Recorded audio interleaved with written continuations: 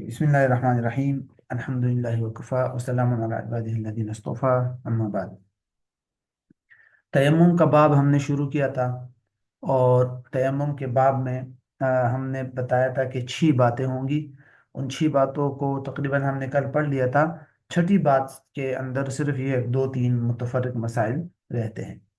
سب سے پہلا مسئلہ ان میں رہتا ہے کہ وَيَطْلُبُهُ مِنْ رَفِيقِهِ فَإِنْ مَنَعَهُ تَيَمَّمَ، کہ اپنے دوست سے پانی مانگے گا، طلب کرے گا، اگر اس نے منع کر دیا تو پھر تیمم کرے گا۔ ٹھیک ہے۔ اب سوال یہ ہے کہ ایک آدمی ہے، سفر پہ ہے، کسی جگہ پہ ہے، وہاں پانی موجود نہیں ہے لیکن اس کے دوست کے پاس پانی موجود ہے۔ تو پہلے سوال تو یہ ہے کہ کیا اس پر لازم ہے کہ اپنے دوست سے پانی طلب کرے یا نہیں؟ تو اس کو جواب بتا دیا کہ ہاں، پہلے دوست سے طلب کرے گا، اگر اس نے منع کر دیا تو تب تیمم کرے گا۔ طلب کرنا ضروری ہے، واجب ہے۔ اور اگر اس نے دوست سے پانی مانگے بغیر تیمم کر لیا تو پھر اس میں پھر علماء کی رائے مختلف ہے۔ امام صاحب فرماتے ہیں کہ تیمم ہو جائے گا، اور صاحبین کہتے ہیں کہ نہیں ہوگا، تیمم بھی نہیں ہوگا، مطالبے کے بعد تیمم ہوگا۔ اور اس بارے میں اصل چیز یہی ہے کہ یعنی احتیاط کا تقاضا بھی یہی ہے صاحبین کی رائے کے مطابق، کہ بھئی ایسی صورت میں اس کا تیمم نہیں ہوگا۔ اچھا، اب یہ جو ہے، یہ والا پوائنٹ یہ ہے کہ وَإِن لَمْ يُعْطِهْ إِلَّا بِثَمَنِ مِثْلِهِ وَلَهُ ثَمَنُهُ لَا يَتَيَمَّمْ وَإِلَّا تَيَمَّمْ۔ اگر وہ دوست اس کو فری میں پیسے میں پانی نہیں دے رہا، بلکہ اس کو بیچنا چاہتا ہے، تو ایسی صورت میں 2 شرائط ہیں۔ اگر وہ دونوں شرائط موجود ہو تو تب وہ تیمم نہیں کر سکتا، بلکہ وہ وضو کرے گا پانی لے کر۔ اور اگر ان دونوں شرائط میں سے کوئی ایک شرط بھی مس ہو گئی تو پھر وہ فوراً تیمم کر سکتا ہے، وضو پھر ضروری نہیں ہے۔ پہلی شرط کیا ہے؟ بسمنی مثلی، کہ وہ دوست اس کو پانی بیچ رہا ہو لیکن عام مارکیٹ ریٹ کے مطابق، اتنا مہنگا نہ بیچ رہا ہو کہ جس پر عام طور پر لوگ مارکیٹ میں پانی نہیں بیچتے۔ تو سمنی مثل کا مطلب یہ ہے، ٹھیک ہے، کہ عام مارکیٹ ریٹ کے مطابق ہی اس کو پانی بیچتا ہو، ایک۔ اور دوسرا وَلَهُ ثَمَنُهُ، اور اس آدمی کے پاس جو تیمم کرنا چاہتا ہے یا وضو کرنا چاہتا ہے، اس کے پاس پیسے بھی موجود ہو، یعنی اپنی حاجت اصلیہ اور اپنی ذاتی ضروریات سے ہٹ کر اتنا پیسہ اس کے پاس موجود ہو کہ وہ پیسے دے کر وہ پانی خرید سکتا ہے۔ اگر یہ دونوں شرائط موجود ہے، کہ ایک تو یہ کہ وہ آدمی اس کو ثمن مثل مارکیٹ ریٹ کے مطابق پانی دے رہا ہے، اور دوسرا اس کے پاس اپنی ذاتی ضرورت اور حاجت کے علاوہ اتنے پیسے ہیں جس سے یہ پانی خرید سکتا ہے، اگر یہ دونوں باتیں موجود ہو تو تب لا یتیمم، پھر یہ تیمم نہیں کرے گا۔ لیکن وَإِلَّا، اس اللہ کا تعلق دونوں کے ساتھ ہے، کہ یا تو وہ دوست اس کو ثمن مثل پر نہیں بیچ رہا، بہت زیادہ مہنگی قیمت پہ بیچ رہا ہے، تو تب بھی اس سے خرید کر وضو کرنا لازم نہیں ہے۔ یا ثمن مثل پہ بیچ رہا ہے لیکن اس کے پاس اپنی ذاتی ضرورت سے ہٹ کر کوئی زیادہ اضافی پیسے ہے ہی نہیں کہ جس سے وہ خرید سکے، بس ذاتی ضرورت کے پیسے ہیں، تب بھی جو ہے وضو کرنا لازم نہیں ہے، تیمم کر سکتا ہے۔ تو اس اللہ کا تعلق دونوں کے ساتھ ہے، ثمن مثل کی شرط نہ ہو یا ثمن مثل تو ہو لیکن اس کے پاس پیسے نہ ہو، تو ان دونوں صورتوں میں وہ تیمم کر سکتا ہے، پانی خرید کر اس سے وضو کرنا کوئی لازم اور واجب نہیں ہے۔ ٹھیک ہو گیا؟ اب آگے آ جائے، ولو أكثره مجروحا تيمم وبعكسه يغسل، اور لا يجمع بينهما، یہ سارا ایک ہی مسئلہ ہے۔ اب یہ مسئلہ یہ ہے کہ عموماً ایک سوال ہوتا ہے نا کہ اگر ایک انسان کے اعضاء جو ہے وہ مجروح ہے، زخمی ہے، تو وہ تیمم کیسے کرے گا؟ یا وہ غسل کیسے کرے گا، یا وہ وضو کیسے کرے گا؟ کیا وضو اور غسل چھوڑ کر تیمم کر سکتا ہے یا نہیں؟ ٹھیک ہے، تو اس بارے میں اکثر اصول کیا ہے؟ للاکثر حکم الکل، صحیح ہے، کہ اگر اکثر حصے کا اعتبار ہے، اگر اس کا بدن کا اکثر حصہ تندرست ہے، زخمی نہیں ہے، تو پھر وہ دھوئے گا، مطلب وضو کرے گا یا غسل کرے گا، ٹھیک ہے، ان جگہوں کو جن جن جگہوں کو دھو سکتا ہے، اور جن جگہوں کو نہیں دھو سکتا ان پر مسح کرے، نہ دھوئے ان کو۔ اور اگر اکثر بدن زخمی ہے اور کم بدن جو ہے وہ جو ہے وہ ٹھیک ہے، تو ایسی صورت میں پھر دھوئے گا نہیں، وضو یا غسل نہیں کرے گا، تیمم کرے گا۔ یہ اصول سمجھ آ گیا؟ ایک بات تو یہ اصول ہے کہ اکثر کے اعتبار ہے، اگر اکثر ٹھیک ہے تو پھر وضو یا غسل، اگر اکثر ٹھیک نہیں ہے، زخمی ہے، تو پھر تیمم۔ دونوں کو جمع نہیں کرے گا کہ تیمم بھی کرے اور غسل بھی کرے، یا اس طرح نہیں، یا تیمم بھی کرے اور وضو بھی کرے، ایسی کوئی بات نہیں۔ ٹھیک ہے، ایک ایک اصولی بات یہ ہو گئی۔ دوسری اصولی بات یہ ذہن میں رکھے کہ جنابت میں اکثر بدن کا کیا حساب ہے، اور وضو کے اندر اکثر بدن کا کیا حساب ہے۔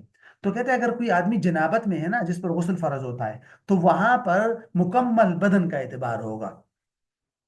وہاں پر کس کا اعتبار ہوگا؟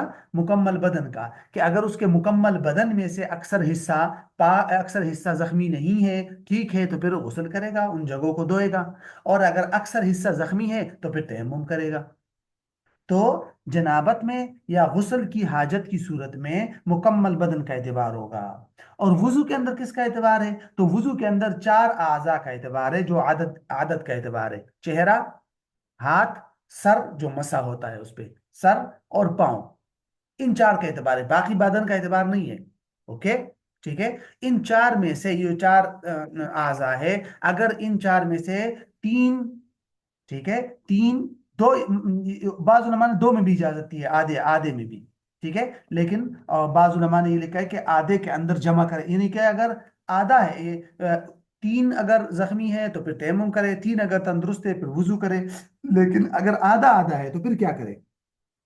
مثال کے طور پر آدھا جسم جو ہے وہ زخمی ہے اور آدھا وہ اس طرح ہے ٹھیک ہے، یا وضو کے اندر دو اعضاء ٹھیک ہے اور دو اعضاء جو ہے وہ ٹھیک نہیں ہے، تو ایسی صورت میں علماء نے ایک قول یہی بعض علماء نے اختیار کیا ہے کہ یجمع بینہما، تیمم بھی کرے اور دھوئے بھی، ٹھیک ہے۔ اور جیسے امام شافی رحمۃ اللہ علیہ کا اوپینین ہے نا، امام شافی رحمۃ اللہ علیہ کی رائے یہ ہے نا کہ اگر زخمی ہے تو پھر غسل بھی کرے اور تیمم بھی، ٹھیک ہے، لیکن جہاں تک حنفیہ کی رائے ہے، وہ کہتا ہے کہ عام احوال میں تو نہیں، لیکن صرف اس صورت میں کہ اگر نصف بدن، آدھا بدن ٹھیک ہے، تندرست ہے، اور آدھا بدن زخمی ہے، تو حنفیہ کا راجح قول یہ ہے کہ تیمم کرے، اوکے، تیمم کرے، اور ایسی ایسی جگہوں پر مسح کر لے جن جگہوں پر جو جگہ زخمی ہے۔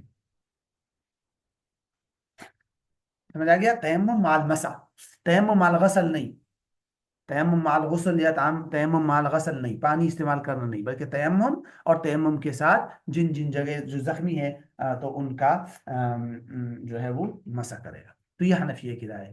تو یہاں سے کہہ رہے ولو اکثر مجروحا تیمم، اگر اس کا اکثر حصہ مجروح ہے، اکثر کے اندر میں نے بتا دیا غسل میں پورے بدن کا اعتبار ہے، اور وضو کے اندر چار اعضاء کا اعتبار ہے، اس کے اکثر کا اعتبار ہوگا، وہی قاعدہ یہاں اپلائی ہوگا للاکثر حکم الکل۔ اور بعکسی ہی، اور اگر اس کا الٹ ہے کہ اکثر حصہ تندرست ہے تو پھر دھوئے گا، غسل کرے گا، ولا یجمع بینہما، اور دونوں چیزوں کو جمع نہیں کرے گا، یعنی کہ تیمم اور غسل یا غسل دونوں کو جمع نہیں کرے گا، غسل کا تعلق وضو کے ساتھ اور غسل کا تعلق غسل کے ساتھ۔ اچھا، یہ باب مکمل ہو گیا۔ تو یہ تیمم کا جو باب مکمل ہوا ہے، اس حوالے سے ایک دو مسائل، کچھ جدید مسائل ہیں، ان کو بھی ذہن میں رکھ لے، پھر اس کے بعد ہم مسائل الخفین شروع کرتے ہیں، ٹھیک ہے۔ پہلا مسئلہ بڑا مشہور مسئلہ ہے، فاقد الطہورین، فاقد الطہورین۔ فاقد الطہورین کا مطلب ہوتا ہے کہ کوئی آدمی ایسی سچویشن میں ہے کہ جو جس کے پاس نہ تو پانی ہے کہ وضو کرے، اور نہ ہی اس کے پاس ما کان من جنس الارض ہے کہ تیمم کرے۔ ہوائی جہاز میں نہیں ہوتا کیا؟ ہوائی جہاز ہے مثال کے طور پر، اب ہوائی جہاز میں فار ایگزامپل کبھی پانی ختم ہو گیا وضو کے لیے، ٹھیک ہے ہی نہیں، صرف ضرورت کا پانی ہے پینے کا، اور وہاں ایسی کوئی چیز بھی نہیں ہے، سارا لوہا ہی لوہا ہے، ایسی کوئی چیز بھی نہیں ہے جس پر تیمم کیا جا سکے، اور نماز کا ٹائم ہو گیا، تو دونوں چیزیں فاقد الطہورین، مطلب دونوں چیزیں اس کے پاس نہیں ہیں، تو اب کیا کرے وہ؟ تو علماء نے لکھا ہے کہ پہلے تو وہ انتظار کرے کہ اگر نماز کے ٹائم کے اندر اندر ایسی جگہ تک پہنچ سکتا ہے جہاں اس کو تیمم یا وضو کے لیے موقع مل سکتا ہے تو ٹھیک ہے، انتظار کرے، اور اگر ایسی کوئی بات نہ ہو، ناممکن ہو ایسی کوئی بات، اور وہ نہیں پہنچ سکتا، تو ایسی صورت میں علماء نے لکھا ہے کہ وہ کیا کرے گا؟ تشبہ بالمصلین کرے گا، تشبہ بالمصلین کا مطلب کیا ہوگا کہ فی الحال اسی حالت کے اندر وہ کر لے، یعنی شکل و صورت اس طرح اختیار کر لے کہ وہ نماز پڑھ رہا ہے جس طرح ہم نماز پڑھتے ہیں، اصلا نماز کا ارادہ نہ کرے، بس اس نیت سے نماز پڑھے کہ یہ میں نماز کی کے ساتھ تشبہ کر رہا ہوں ایک قسم کا، لیکن حقیقی معنوں میں بعد میں وہ دوبارہ اس نماز کا اعادہ کرے گا. ٹھیک ہے.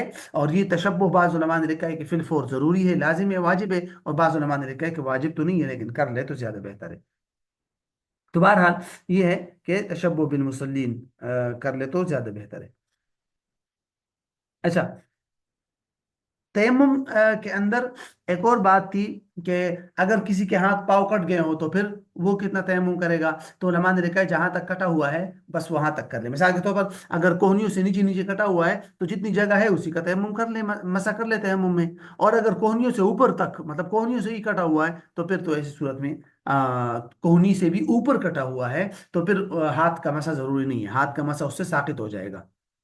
کیوں؟ اذا سقط المحل تو سقط الحکم. جب محل ساقط ہو جائے تو حکم بھی ساقط ہو جاتا ہے. یہ ہے کٹے ہوئے اس صورت میں اس کا حکم. اچھا، آج کل ایک اور سوال بھی کیا جاتا ہے کہ بھئی یہ جو ٹائلز لگے ہوتے ہیں، آپ نے دیکھا ہوگا نا گھروں کے اندر لگے ہوتے ہیں، باقی ویسے اور جگہوں پر بھی لگے ہوتے ہیں، تو ان ٹائلز کے اوپر تیمم کرنا درست ہے یا نہیں؟ یا سیمنٹ کی کوئی دیوار ہے، جو آج کل ہوتے ہیں نا سیمنٹ کی دیواریں ہوتی ہیں، ٹھیک ہے، اور اگر سیمنٹ کی کوئی دیوار ہے تو ان پر مسح کرنا جو جائز ہے یا نہیں؟ تو علماء نے لکھا ہے کہ ہاں بالکل جائز ہے، کیونکہ یہ من جنس الارض ہے. سمجھ آیا؟ ہاں البتہ یہ ہے کہ کچھ دیواروں پر اتنا موٹا پینٹ لگا ہوتا ہے، آپ نے دیکھا ہوگا پینٹ، ٹھیک ہے، کہ اس کی وجہ سے بہت مطلب موٹا پینٹ ہوتا ہے، تو پینٹ ماکانہ من جنس الارض نہیں ہے، پینٹ تو میرے خیال سے گلانے سے گل بھی جائے گا، اور پینٹ شاید پتوں وغیرہ سے یا اس طرح کی چیزوں سے بنایا جاتا ہے، تو وہاں سے احتراز کرے. باقی اصلا ٹائلز کے اوپر تو خیر کوئی پینٹ وغیرہ نہیں ہوتا، ٹائلز کے اوپر تو ڈائریکٹ کر سکتا ہے، اور سیمنٹ کی دیوار وغیرہ ہو اس پر بھی ڈائریکٹلی اس سے بھی تیمم کرنا چاہے تو کر سکتا ہے. ٹھیک ہے. اچھا، یہ مسئلہ بھی کچھ دن پہلے آیا تھا کہ آپ کو بتایا تھا نا کہ اگر مٹی ہے اور اس مٹی کے اوپر کسی بچے نے یا کسی نے پیشاب کر لیا اور وہ مٹی خشک ہو گئی تو وہ مٹی پاک ہے. اب پاک تو ہے لیکن عام احکامات کے لیے پاک ہے، تیمم کے لیے پاک نہیں ہے. آپ اس مٹی سے تیمم نہیں کریں گے اگرچہ خشک ہو جائے. ٹھیک ہے. تو آپ یوں کہہ سکتے ہیں کہ طاہر ہے لیکن مطہر نہیں ہے. جیسے مائع مستعمل ہوتا ہے نا، پیچھے ہم نے پڑھا تھا کہ وہ طاہر ہوتا ہے لیکن مطہر نہیں ہوتا. اسی سے ملتا جلتا ایک اور سوال ہے، وہ یہ کہ اگر ایک مٹی پر کسی شخص نے تیمم کر لیا تو کیا اسی مٹی پر دوسرا شخص تیمم کر سکتا ہے؟ اب پانی کے اندر تو نہیں کر سکتا نا، کہ ایک لوٹا پانی سے آپ نے وضو کیا اور اسی پانی کو کسی نے جمع کر دیا تو اس سے کوئی اور ساتھی وضو کر رہا ہے تو نہیں ہوگا، کیونکہ مائع مستعمل ہو گیا. لیکن مٹی مستعمل نہیں ہوتی، یہ بات بھی ذہن میں رکھ لے کہ مٹی مستعمل نہیں ہوتی. اگر کسی آدمی نے ایک مٹی پر ایک جگہ مسح کر لیا تو دوسرا آدمی بھی اسی مٹی پر تیمم کر سکتا ہے، مسح نہیں، سوری، تیمم. تو ایک ہی مٹی پر دو تین چار مرتبہ بھی تیمم کیا جا سکتا ہے. یہ بات بھی آ گئی ذہن میں. ایک لاسٹ چھوٹی سی بات، یہ بھی بڑی اہم ہے، بڑی کتابوں میں اس کا ذکر ملتا ہے. وہ یہ ہے کہ اگر آپ نے ایک عذر کی بنیاد پر تیمم کر لیا اور پھر آپ کا وہ عذر ختم ہوا لیکن تیمم کے لیے دوسرا عذر موجود ہے، تو آپ کا تیمم ختم ہو جائے گا، آپ کو دوبارہ تیمم کرنا پڑے گا. میں آپ کو مثال بتاتا ہوں. کیا بتایا میں نے؟ کہ اگر آپ نے کسی ایک عذر کی وجہ سے تیمم کر لیا، ٹھیک ہے، اور پھر وہ عذر ختم ہو گیا لیکن دوسرا عذر آ گیا وہاں جو پہلے نہیں تھا، اور دوسرا عذر بھی یہ تقاضا کر رہا ہے کہ آپ تیمم کر سکتے ہیں، تو آپ کا جو کیا ہوا تیمم ہے وہ ٹوٹ جائے گا، آپ کو دوسرے عذر کی وجہ سے دوبارہ تیمم کرنا پڑے گا. فار ایگزامپل، آپ نے آپ ایک ایسی جگہ پر ہیں جنگل میں کہ آپ کو پانی نہیں ملا، ایک ایک میل تک آس پاس پانی نہیں ہے، ٹھیک ہے. تو پانی نہ ہونا عذر ہے نا، پانی نہ ہونا عذر ہے، تو آپ نے پانی نہ ہونے کے عذر کی وجہ سے تیمم کر لیا. اوکے، تیمم ہو گیا. اب جب آپ نے تیمم کر لیا تو کچھ ہی دیر میں آپ کا کوئی دوست گاڑی بگاتا ہوا لے آیا آیا اور پانی لے آیا، تو آپ کا عذر ختم. اب عذر تو ختم، لیکن اللہ نہ کرے آپ ایسی بیماری میں مبتلا ہو گئے تھے، آپ ایسی تیمم کے بعد اور پانی آنے سے پہلے ہی آپ، یا پانی آنے کے بعد لیکن پانی آنے سے پہلے کہہ دے تو زیادہ سمجھ آئے گا. تو تیمم کر جانے کے بعد آپ کو ایسا بیماری لاحق ہو گئی کہ آپ کو وہاں اطباء نے بتا دیا کہ آپ پانی یوز نہیں کر سکتے ورنہ آپ کا مرض بڑھ جائے گا. اب پانی آ گیا، اب تو آپ پانی استعمال نہیں کر سکتے اگرچہ پانی موجود ہے، کیوں؟ مرض ہے نا. تو یہ لیکن مرض تو دوسرا عذر ہے. آپ نے جس عذر کی وجہ سے تیمم کیا تھا وہ تو تھا پانی موجود نہ ہونا، اور وہ عذر ختم ہو گیا، پانی آ گیا ہے. اب جو عذر ہے وہ ہے مرض، لہذا مرض کے لیے دوبارہ تیمم کرو، پرانا تیمم ٹوٹ گیا. پوائنٹ سمجھ آیا یہ والا؟ کہ اگر ایک عذر ختم ہو جائے تو ایسی صورت میں دوسرا ایک قاعدہ ہے، میں آپ کو بتاتا ہوں. ہاں، کہ ما جاز لعذر بطل بزواله. ما جاز لعذر بطل بزواله، یہی اصول ہے کہ اگر عذر کی وجہ سے چیز جائز ہو تو وہی اسی عذر کا اعتبار ہے. اگر وہ عذر زائل ہو جائے گا تو جو کام آپ نے کیا ہے وہ باطل ہو جائے گا. اگر کوئی دوسرا عذر ہے تو ٹھیک ہے بھائی، دوبارہ کرو اس کے لیے وضو، یا دوبارہ کرو اس کے لیے تیمم. آگے بات یہ والی پوائنٹ سمجھ میں آ گیا؟ چلے اب ہم شروع کرتے ہیں باب المسح علی الخفین. ٹھیک ہے، بلکہ اس میں جبیرہ بھی ہے، المسح علی الخفین والجبیرہ. ٹھیک ہے، تو یہ تھوڑی سی عبارت پڑھ لے، ہاں پھر انشاءاللہ اس کو شروع کرتے ہیں. بسم الله الرحمن الرحيم الحمد لله رب العالمين وصلى الله على سيدنا محمد وعلى آله وصحبه أجمعين. قال المصنف رحمه الله تعالى ونفعنا به وبكم في الدارين. باب المسح على الخفين. صح ولو امرأة لا جنبا إن لبسهما على وضوء تام وقت الحدث يوما وليلة للمقيم وللمسافر ثلاثا من وقت الحدث على ظاهرهما مرة بثلاث أصابع يبدأ من الأصابع إلى الساق، والخرق الكبير يمنعه وهو قدر ثلاث أصابع القدم أصغرها، ويجمع في خف لا فيهما بخلاف النجاسة والانكشاف، وينقضه ناقض الوضوء ونزع خف، ومضي المدة إن لم يخف ذهاب رجله من البرد. بس کافی، ہاں بس کافی ہے. اچھا، تو یہ ہے مسح علی الخفین، موزوں پر مسح. ٹھیک ہے، اور اس کے ساتھ ساتھ آپ شامل کر لیں جبیرہ، المسح علی الخفین والجبیرہ، دو چیزیں ہیں. ٹھیک ہے، چونکہ اس کا تیمم کے ساتھ تعلق ہے، تیمم میں بھی مسح ہے تو یہاں پر بھی انہوں نے مسح ذکر کر دیا. اچھا، تو پہلی بات تو یہاں ذہن میں رکھے کہ موضوع سے یہاں کیا مراد ہے، خفین سے مراد. ٹھیک ہے، کہ خفین سے کیا مراد ہے، جس پر عموماً مسح کا ذکر ہوتا ہے کہ بھئی موضوع پر مسح کرنا جائز ہے، یا فقہی کتابوں کے اندر جہاں پر بھی خفین کا لفظ استعمال ہوتا ہے، ٹھیک ہے، تو اس سے عموماً جو ہے کیا مفہوم یا کیا مطلب ہوتا ہے، اس کو ذہن میں رکھ لے پہلے. خفین کے اندر بنیادی طور پر تین شرائط ہے، اور وہی تین شرائط اگر کسی اور جراب وغیرہ میں پائی جائے تو اس کو بھی علماء نے یہی سی حکم میں ڈالا ہے کہ وہ بھی خفین ہی کے حکم میں ہے. ٹھیک ہے، خفین خف کی جمع ہے، اور خف کس کو کہتے ہیں کہ نمبر ایک، اصلاً تو اس کی تعریف، لغوی تعریف تو یہ ہے ما یستر الکعب، کہ جو ٹخنوں کو چھپاتا ہے، اور وہ چیز جو ٹخنوں کو چھپائے اس کو کہتے ہیں خف. اچھا، اور اس کے اندر لیکن شرعی معنی میں اس کے اندر تین باتیں پائی جائے تو تب یہ خفین کے حکم میں آتا ہے، ورنہ تو نہیں. تین باتیں ہیں. نمبر ایک کہ بھئی المشی فیہ فرسخا امکن السفر، یا امکن المشی فیہ فرسخ، ایک فرسخ اس میں چلنا ممکن ہو بغیر اس کے جوتوں کے. فرسخ کا مطلب کیا ہوتا ہے کہ فرسخ کا مطلب ہوتا ہے 3 میل تقریباً، 3 میل. ٹھیک ہے، کہ اس میں یعنی کہ 3 میل تک جن میں چلنا ممکن ہو. دوسرا پوائنٹ کیا ہے، موٹے ہو، گاڑے، اتنے موٹے ہو کہ اگر آپ اس کے اوپر پانی ڈالے تو اندر پانی نہ جائے. पानी ऊपर छानने से अंदर पानी न जाए।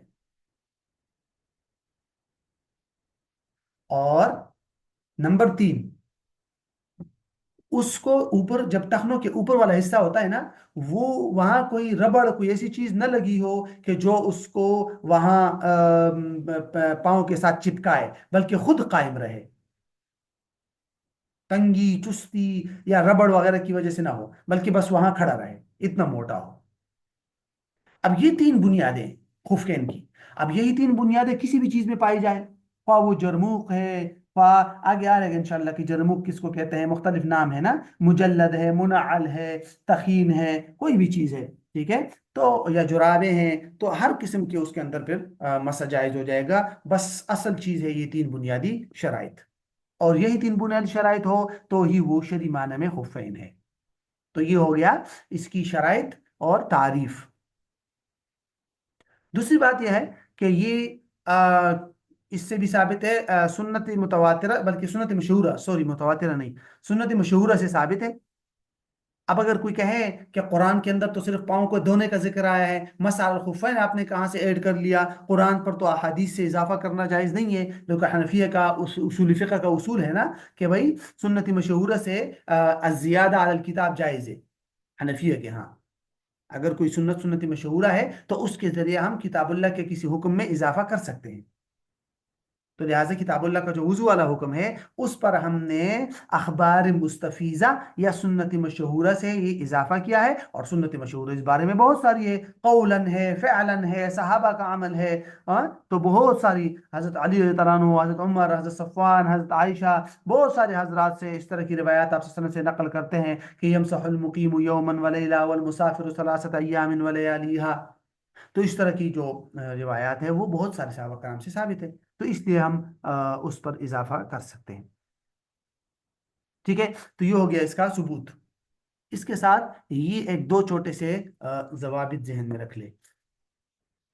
अ, ये 3, ठीक है। नंबर 1, मौज़िउ ज़रूरा मुस्तस्नातुन मिन अदिल्लति शरअ।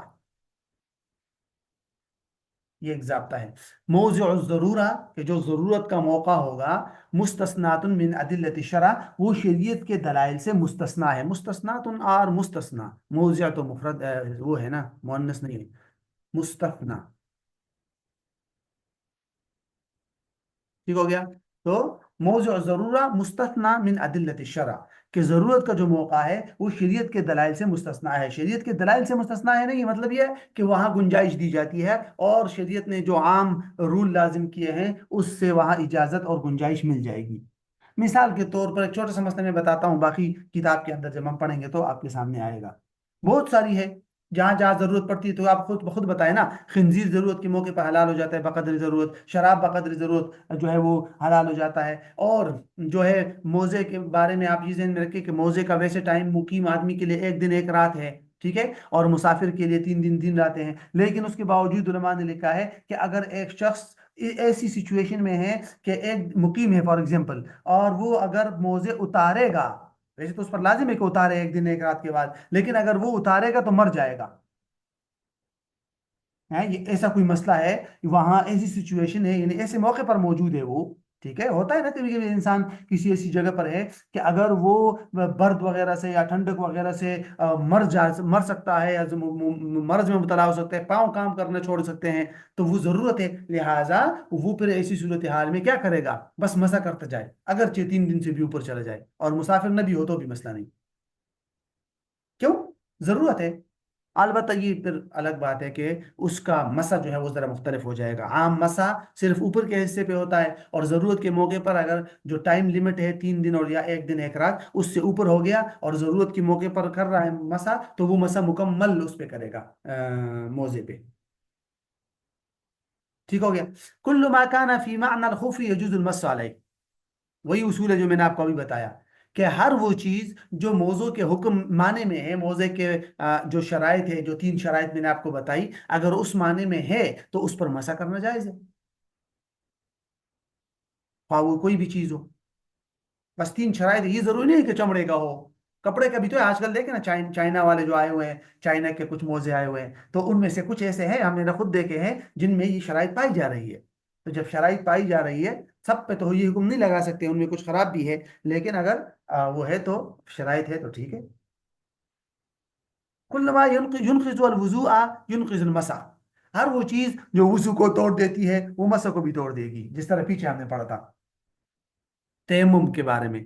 तो तयम्मुम के अंदर इजाफी चीज थी पानी का देखना या उज़र का ज़ाहिर हो जाना, याद है। और यहाँ क्या है, यहाँ एक दो इजाफी चीजें हैं। वो क्या, वो है मोजे उतार देना।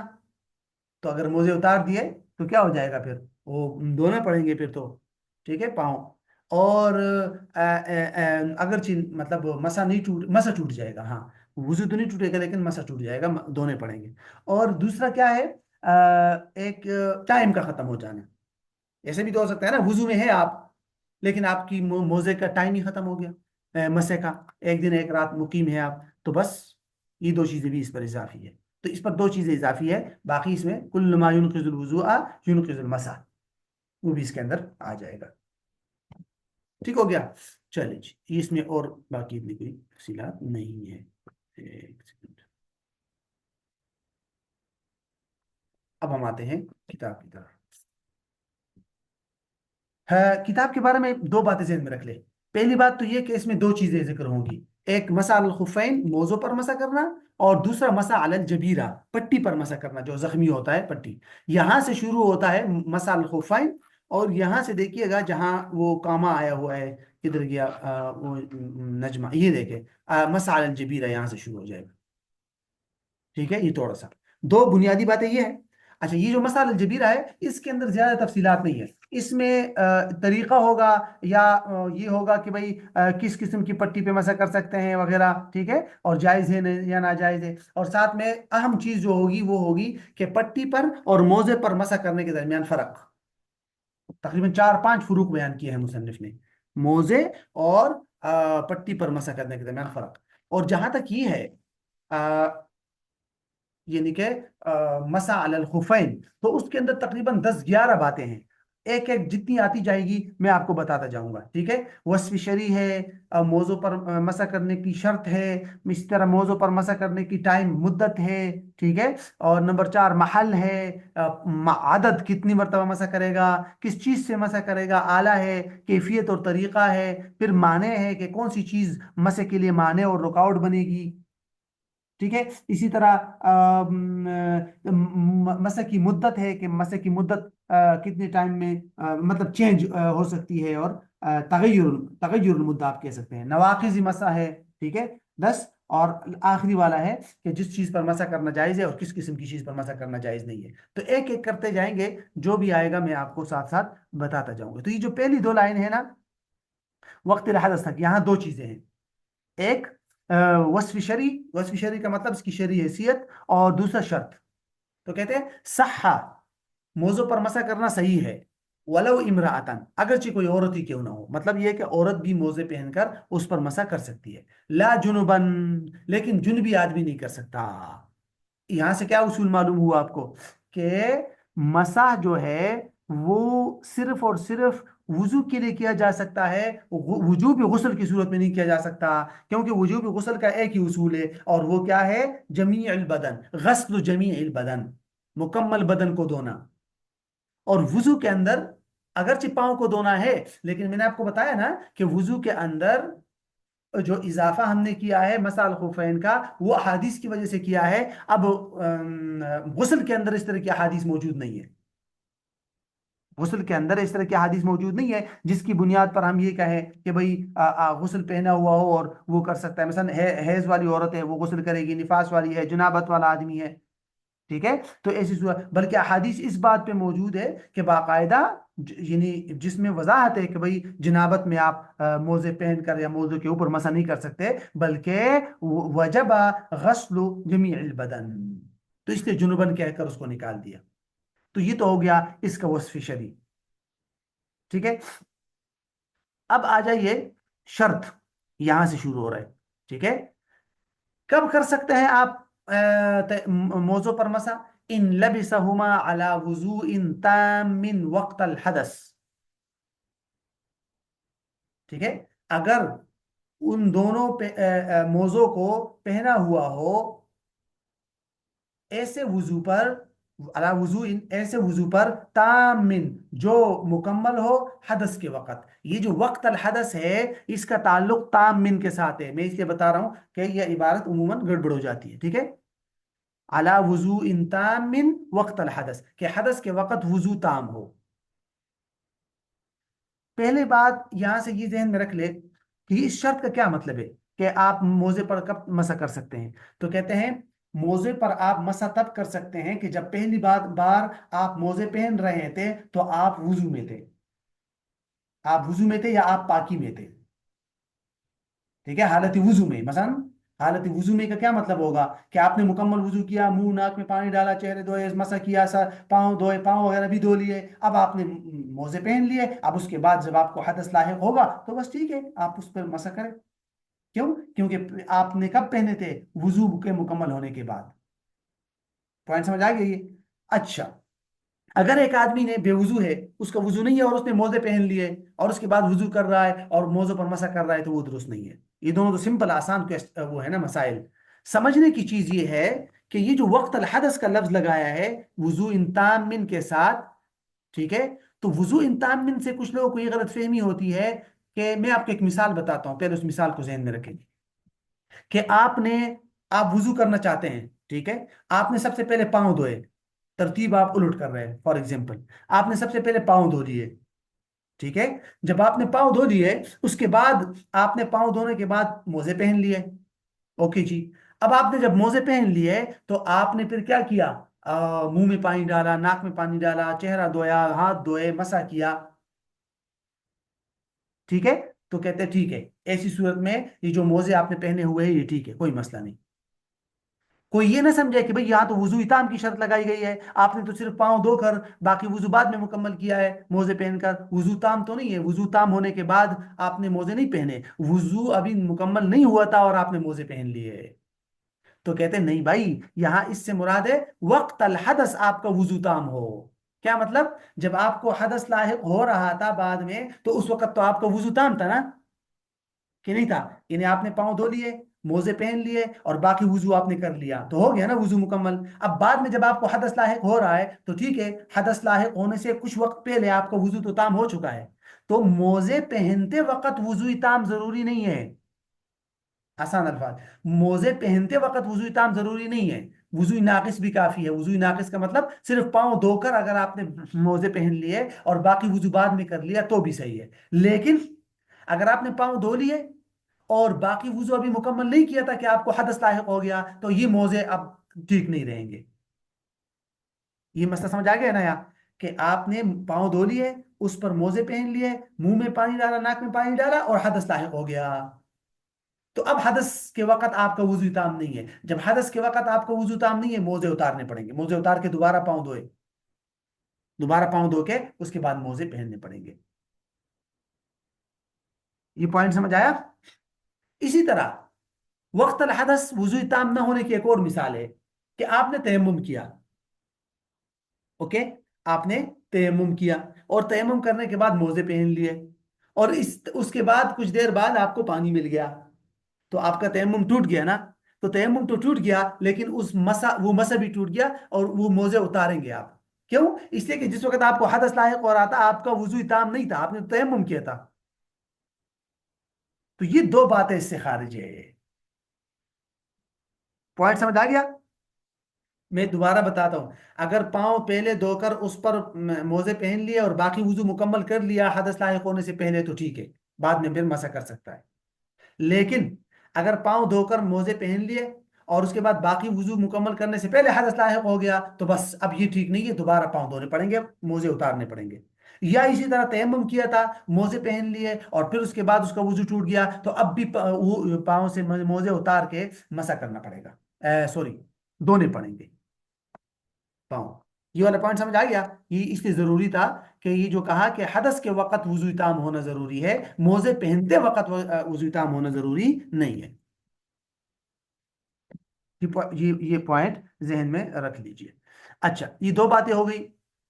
ایک ہو گیا وصف شرعی، ایک شرط.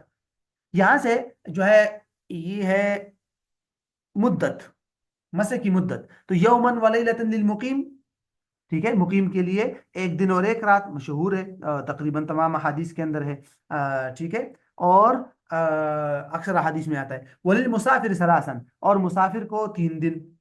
लेकिन ये टाइम स्टार्ट कब से होगा?